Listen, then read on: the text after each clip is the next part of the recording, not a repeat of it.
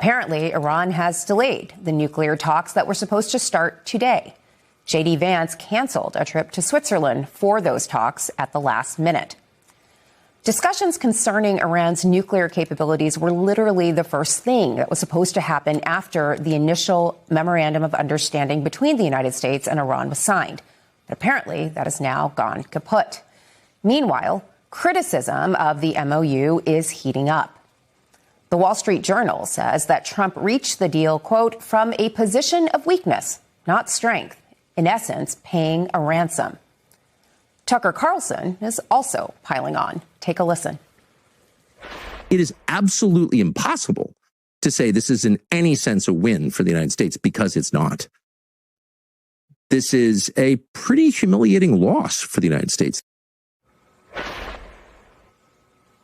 And it seems that the American taxpayers aren't done paying the price for this loss. The Pentagon is asking for another $80 billion to help cover the cost of the war. It's increasingly apparent that this deal was not good for the United States. But one person seems to be in denial.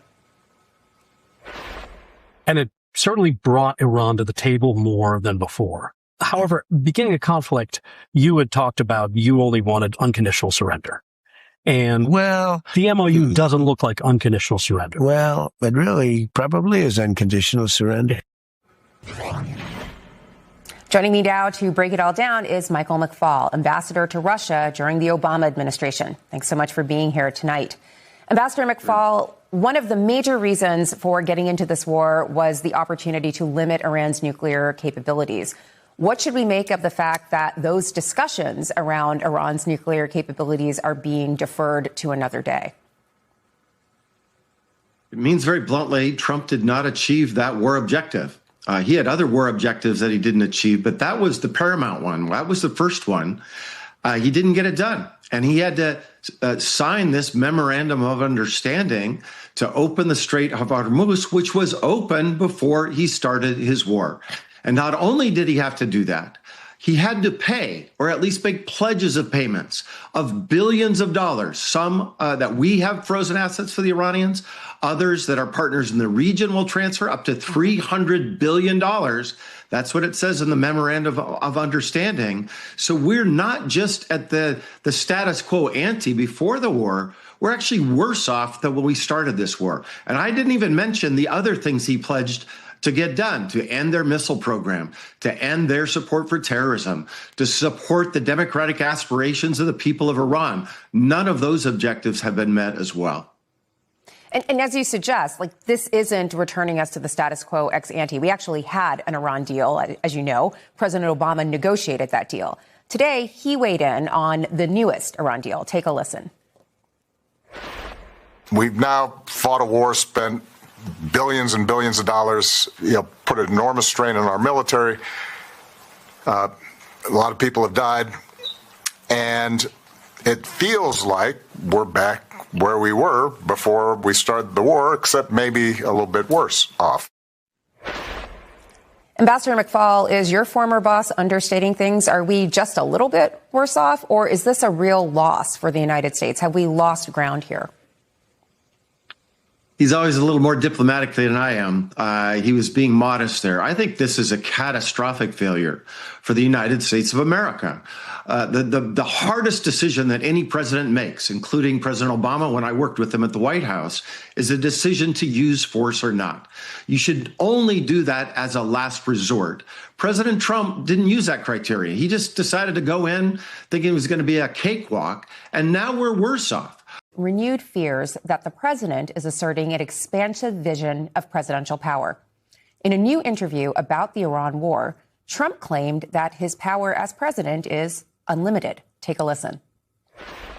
What have you learned about not just the exercise of power, but the limits on your power as a result of the conflict? There are no limits. No limits. No, not. I haven't learned that lesson yet. I know there are, but, there are no limits.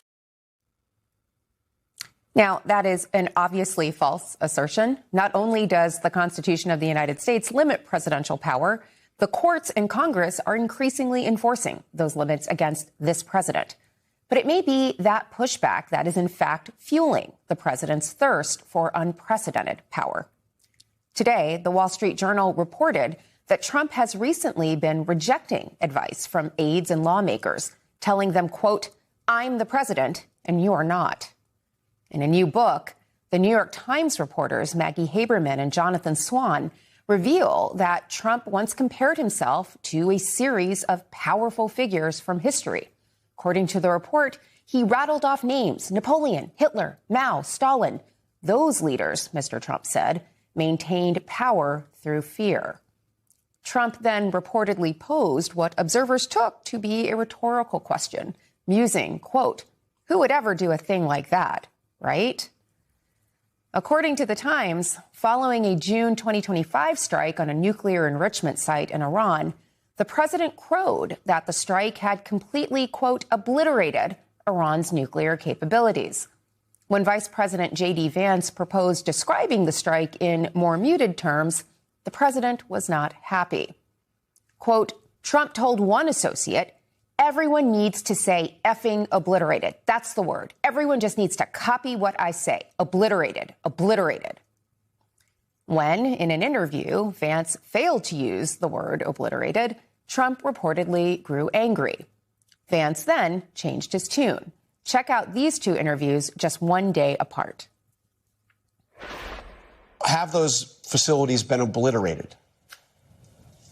Well, John, severely damaged versus obliterated, I'm not exactly sure what the difference is. What we know is that their nuclear program back substantially. We have obliterated the Iranian nuclear program, Their nuclear program has been obliterated, as I said before. That is the obliteration of their nuclear program, which is why the president, I think, rightly is using that term. Seems like he got on message. And that's where we start tonight. Trump is on the defense over Iran. He is plunging in the polls, and he is fuming, grasping for power at a time when it appears to be slipping away. Joining me now to discuss is Tara Palmieri, longtime journalist, formerly with Politico, and host of the Tara Palmieri Show, and author of the Red Letter Substack. Tara, the president is claiming unlimited power. This is not the first time he's offered a muscular vision of presidential power, but what do you make of this claim in this moment? Clearly, he doesn't understand his role as a civil servant, right? And I think, if anything, we saw the extent of his power with the war in Iran and the fact that he was not able to get the outcome that he would have wanted. I mean, 2 of the 14 points in that deal are actually in favor of the United States, and they barely are. He's clearly in legacy mode right now. He's not concerned about his own party. He doesn't really care what happens in the midterms, even though there's a threat of impeachment, I guess another impeachment. So to him, he probably just thinks it's not a real exercise in holding his power to account because the last few have been unsuccessful. But I think what you're seeing is that the Republicans in Congress, especially those who have been defeated because he backed challengers in their primaries, they don't really care anymore. I mean, they're in a YOLO phase, you could say, and they're willing to defy his leadership. Also, he is a lame duck president. And so whether he likes it or not, these people, they don't need him anymore. And so who knows? Well, Tara, it's a great point. He's a lame duck president, perhaps focused on legacy, but he's also seeming to move into a new phase. Like, what do you make of him telling aides and lawmakers that I'm the president and you're not? I mean, is that about legacy or is it about something else?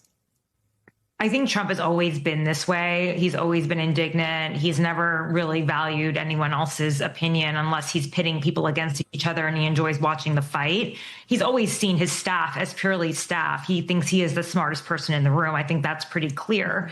But I think as he gets older, as we've seen, people tend to become, as they say, more set in their ways, right? And you're probably seeing a manifestation of that with arguably the most powerful man in the world. And he's obviously high on that power right now, as you can see. Is this a dangerous moment for the country, certainly in global affairs, but even domestically? We have a president who's comparing himself to Mao, Hitler, and Stalin. These are famous autocrats. At a time when democratic institutions seem to be fragile, should we be worried about the president comparing himself to these figures and asserting this very muscular vision of executive power? I mean, power that's unchecked is absolutely an issue, especially in a democratic system. We hope that the processes, the checks and balances will actually check his power. I mean, hopefully Congress now will, the Republican members will see less of a threat to their position. I mean, they've been pretty much cowards until this point, but some of them no longer, needing to keep him on their good side. They might just side with Democrats. We'll have to see what happens. But these are his final years. We've only got 2 more years, right? I know there's a lot of talk about whether he'll actually allow for a transition of power afterwards, but I would think that his Republican colleagues would make that less likely. This is... And then he has J.D. Vance, who he clearly feels some sort of competition with already because he is positioning himself as the heir apparent. And J.D. is thinking about his own political future, as we can see in his positioning around the war in Iran. I think it's quite interesting that they would call it the Vance peace plan. I mean, have any of our peace plans with Iran actually worked? No. So you're basically handing him a failing plan, essentially. Tara, I want to bring into the conversation Margaret Carlson. Margaret Carlson is a longtime journalist and editor-at-large for Semaphore. Margaret, we've been talking about the president in legacy mode. Tara just brought up the really tantalizing prospect. All right, guys, this is a pretty bold political argument that's starting to gain attention. The claim is that recent events have left Donald Trump in a difficult position politically. Some critics believe he's caught between 2 groups of voters, those who supported a more aggressive approach and those who opposed the conflict from the beginning. What's interesting is that many people expected economic conditions to improve if tensions cool down. Lower oil prices, stable gas prices, and less uncertainty could have helped ease voter frustration.